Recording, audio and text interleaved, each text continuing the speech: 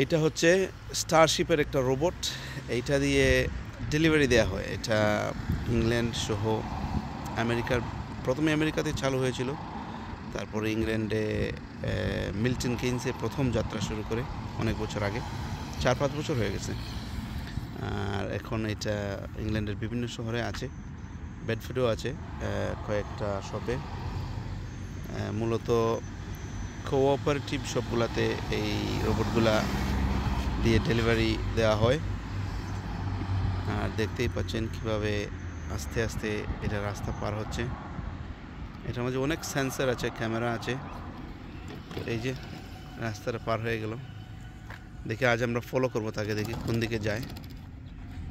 এদিকে যাচ্ছে সে, ওইখানে তার শপটা, ওই শপ থেকে সে ঘুরে চলে আসছে, রাস্তার ওপাশ দিয়ে আসছে, তারপরে ওইদিকে ঘুরে এখন আবার এদিকে যাচ্ছে। একদম সম্পূর্ণ অটোমেটিক। এটা যায়।